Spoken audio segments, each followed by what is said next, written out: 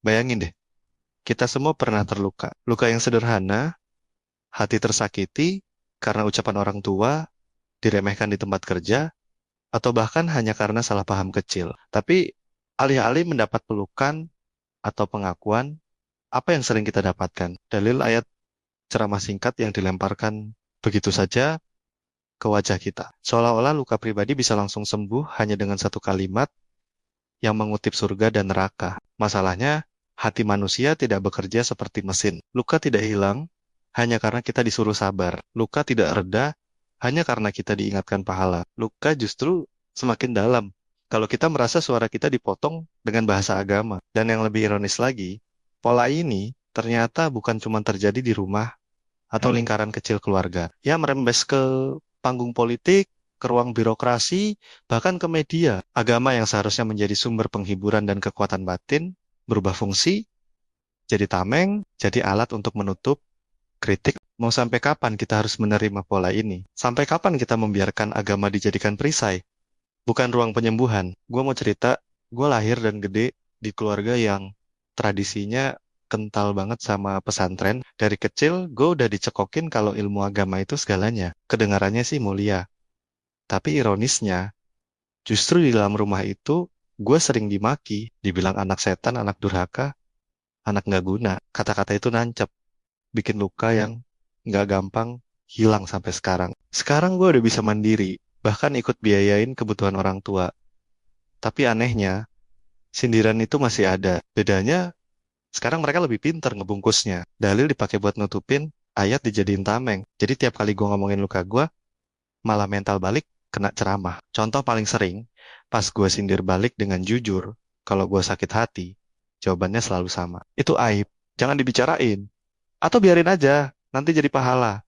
Kayak semua rasa sakit bisa dipetikin jadi pahala, terus masalah selesai. Padahal yang gue butuhin tuh sederhana banget. Gue cuma pengen rasa sakit gue diakui. Gue nggak butuh dikuliahin lagi dengan bahasa agama.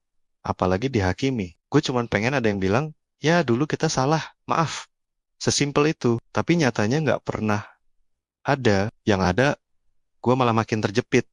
Karena dalil jadi pagar tinggi yang bikin luka gue kelihatan kayak dosa, bukan kenyataan. Itu cuman salah satu contoh.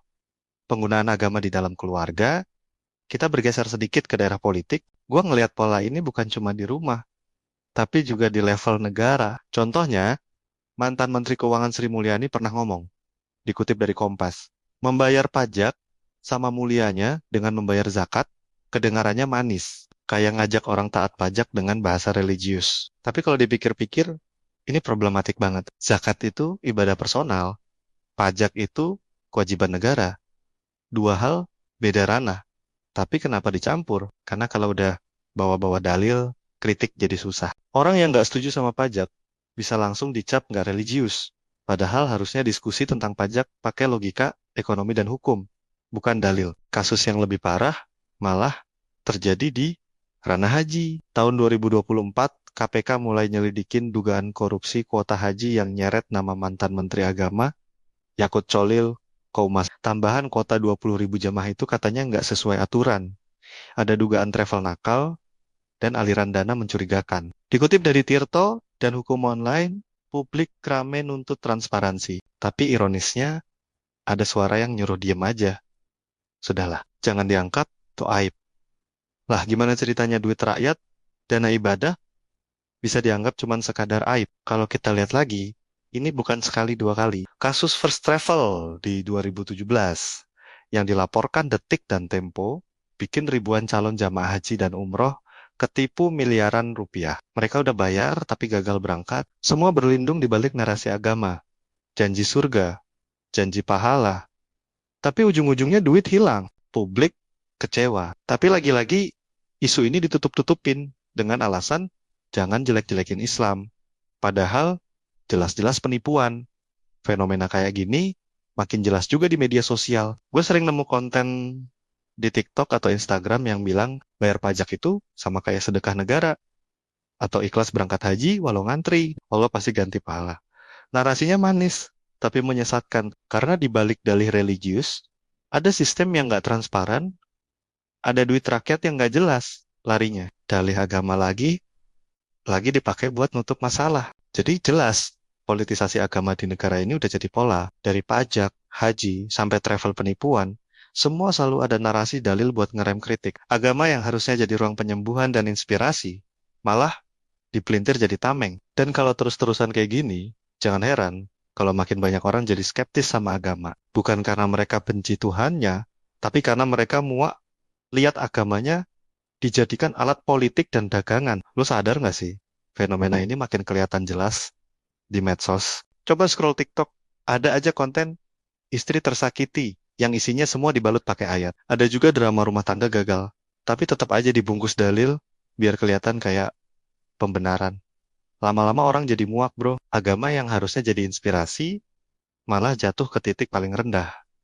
Jadi bahan drama murahan. Dalam sosiologi, Mael Durkheim pernah bahas di bukunya The Division of Labor in Society 1893 soal social sanction atau hukuman sosial. Jadi gini, hukuman itu muncul pas norma publik dilanggar, meskipun hukum negara belum jalan. Artinya, kalau ada pemuka agama atau pejabat publik ngelakuin kesalahan, wajar banget masyarakat ngomongin itu bukan gibah, tapi bentuk kontrol sosial. Tapi sayangnya, di Indonesia, orang yang kritik justru sering dituding dosa. Padahal tujuannya menjaga norma bersama. Max Weber juga ngomong soal agama yang sering dijadiin legitimasi otoritas tradisional. Dan bener aja, di Indonesia polanya gitu. Terus dari level keluarga sampai istana, agama selalu dipakai jadi alat kontrol. Antonio Gramsci bahkan nyebutnya hegemoni, cara kelas dominan kontrol, bukan pakai kekerasan, tapi lewat ideologi. Dan agama, sayangnya, sering banget dipakai jadi alat hegemonik buat ngunci pikiran orang biar nurut. Kalau kita tarik ke psikologi, Leon Festinger lewat teori cognitive dissonance ngejelasin bahwa ketika orang salah, dia bakal cari justifikasi biar rasa bersalahnya berkurang. Nah, dalil agama sering dipakai jadi obat penenang moral. Misalnya, ya gue korupsi, tapi nanti gue sedekah kok. Atau ya gue nyakitin anak, tapi itu kan cara mendidik. Akhirnya kesalahan nggak pernah benar-benar dipertanggungjawabin. Orang ngerasa aman, padahal cuma ngelakuin self-therapy pakai dalil. Jadi gini, kayaknya sekarang kita harus sadar diri deh. Daripada terus-terusan pakai agama buat pembenaran, mending kita balik ke fungsi awalnya. Ngerti gimana dunia ini bekerja. Agama itu bukan tameng buat ngebenerin yang salah atau nyalahin yang bener. Kalau kita jujur, pola ini jelas bukan kebetulan. Ini hasil kultur panjang yang udah menormalisasi agama sebagai alat buat nutup ruang kritik. Dari lingkup rumah tangga sampai level negara, agama lebih sering dipakai sebagai perisai, bukan sebagai cermin. Dan itu bahaya karena bikin kita kehilangan kemampuan buat refleksi diri. Padahal agama seharusnya jadi jalan hidup, bro. Agama harusnya jadi sumber penghiburan, pedoman, sekaligus ruang penyembuhan. Bukan senjata buat nyerang, apalagi tameng buat nutupin kesalahan. Makanya, kalau kita ngomongin pajak, ya udah pakai logika hukum dan ekonomi. Kalau bahas korupsi, ya landasannya data, audit, dan keadilan sosial. Kalau ngebahas luka di keluarga, ya harusnya pakai empati dan pengakuan. Jangan asal lempar ayat seenaknya.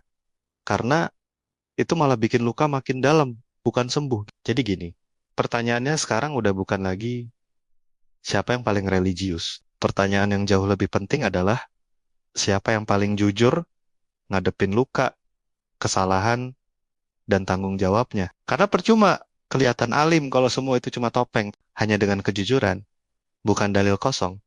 Luka bisa benar-benar disembuhin hanya dengan kejujuran.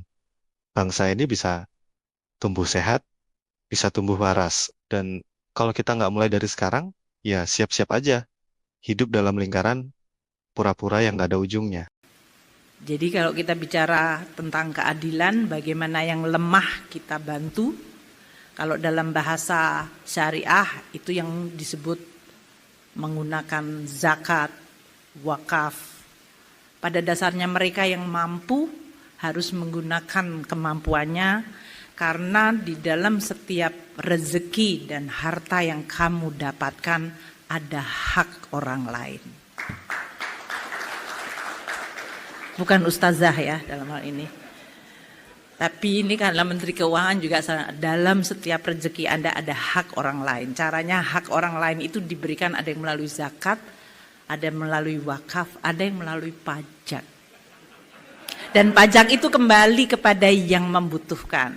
Kami sampaikan, 10 juta keluarga tidak mampu diberikan program Keluarga Harapan.